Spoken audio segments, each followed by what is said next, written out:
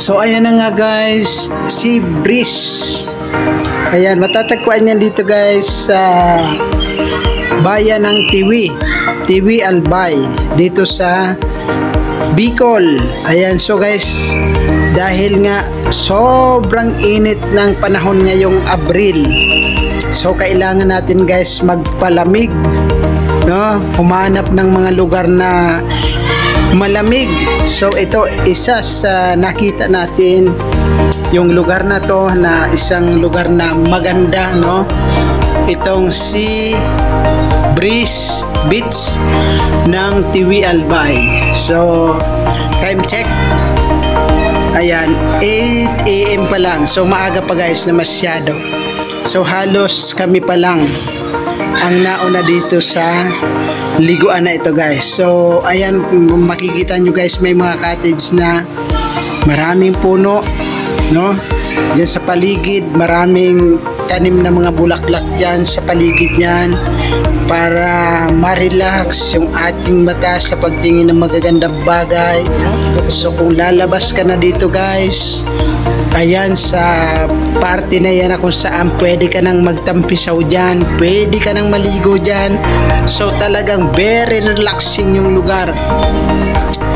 Ang buhangin guys ay napakalambot, medyo lulubog yung paa mo dyan kapag ka umapa ka. Sobrang lambot, kahit na tumambling-tumbling ka pa, for sure hindi ka mabubukulan dyan. So ayan na nga guys, dyan na kami, pumili na kami ng isang cottage dyan. By the way, ang cottage dito guys ay mura lang, 500 ang isang cottage na maliit na yan, depende doon sa itsura ng kukunin mo. So kung pipili ka, siyempre mas pipiliin mo yung affordable lang, yung tama-tama lang. So ayan na guys yung aking mga kasama. Ayan, kumakaway na yung aking pamangkin si Gilbert. Ayan yung aming taya guys, taya namin yan dahil siya nga ay seaman, no? Seaman yan guys si Gilbert na bagong dating, kaya sabi niya ako ang manglilibre sa inyo. Ayan, mega love shout out Gilbert, maraming salamat sa paglilibre mo sa aming lahat. Ayun, so ayun na, napakaganda guys ng dagat dito, sobrang linaw ng tubig, halos kita mo yung ilalim ng dagat, hindi ka mailang lumangoy dahil buhangin talaga guys, makapal yung buhangin. Dito kung makikita nyo guys, talagang asol na asol yung tubig. At kung nakikita nyo yan guys na bangka na yan, 30 pesos lang ang bayad per head. So dito lang yan, kung makikita nyo guys yung kanto na yun na nabidyohan ko na kanina, yung dulo-dulo lang yan hanggang doon sa kabilang dulo, hindi sobrang kalayuan. Ano lang yan guys, 30 pesos lang ang bayad sa isang tao. At ang capacity ng bangka na yan guys ay 10 katao. So dito na nga guys, nagsimula na kaming mag rides dito sa bangka. So dito medyo mauga yung bangka, medyo malikot yung alon. Hanggang dyan doon guys sa dulo na yon, iikot na naman doon and then babalik na. Pagbalik, yun na yung 30 pesos mo. So sulit naman guys. So yung 30 pesos mo ay mag-i-enjoy ka naman doon sa pagbabangka. At the same time, habang nagbabangka ka, pwede ka kumuha ng mga video pang-upload mo sa YouTube, pang-upload mo sa Reels, pang-upload mo sa TikTok. Ayan, pwede mo i-upload yan, mga upload mo na yan. So ayan na kami, second batch, kami naman ang sasakay. Ayan, so 10 lang yan guys.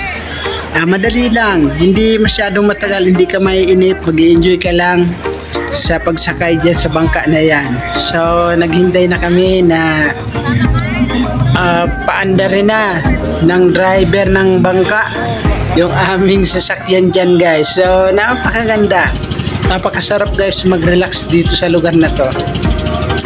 Ang daming mga magagandang tanawin dito guys sa bandang to, hindi lang dito sa beach na to, of course, maraming mga beaches dito na magkakatabi.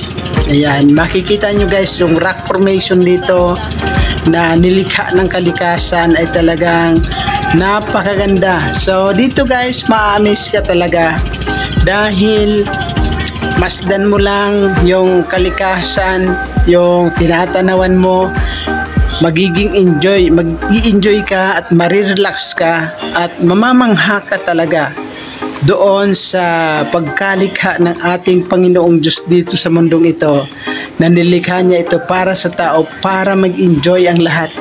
So ito na nga guys, dito na kami, naghihintay naman kami ng another batch na sasakay sa bangka uli. Ayan. So ayan guys, kung makailang ikot ka dyan, basta i-prepare mo lang yung 30 pesos mo, babalik yan sa dulo na yon, sa kabilang dulo. 30 pesos, hindi naman sobrang layo, sakto lang.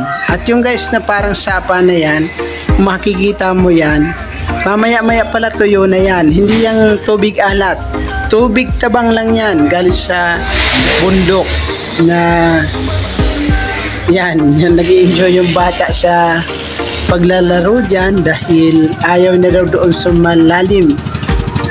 Dyan lang daw siya sa sapa. So second batch, ito na naman guys, pasakay na naman kami uli. Sakay na naman kami uli para mag-rides naman kami, mag-enjoy naman kami, hindi lang sa paglalangoy sa dagat, kundi pati sa pagsakay. So may enjoy mo yung sea breeze, no? Yung talagang magandang simoy ng hangin dito sa dagat. So target pa namin guys na siyempre yung mga senior citizen na mga kasama namin, gusto raw nilang ibaon yung kanilang katawan doon sa buhangin. Ayan, para maawala yung mga sakit-sakit. Isa yan guys sa paniniwala dito sa amin, na kapag ka ikaw ay may mga sakit-sakit, ibaon mo lang dyan sa buhangin na yan, yung katawan mo ay maiibsan na, ay pwedeng gumaling yung iyong sakit at karamdaman. Yan ang mga paniniwala dito guys. So hindi naman natin kinokontra yung paniniwala na yon. Baka nga naman yung mga sakit-sakit nila, silang mga senior na ay bigla silang bumata, no guys.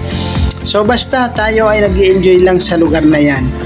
Para ma-enjoy natin yung lugar na yan, i-appreciate natin. Ako guys, na-appreciate ko yung kalikasan. Talagang nakikita ko dito kung gaano kaganda ang pagkakalikha ng Diyos sa ating mundo. Very tawag nito, perfect ang pagkakalikha. So ayun guys, yung aking pamangkin na yan, oh, yan ang taya, isa pa yan sa taya.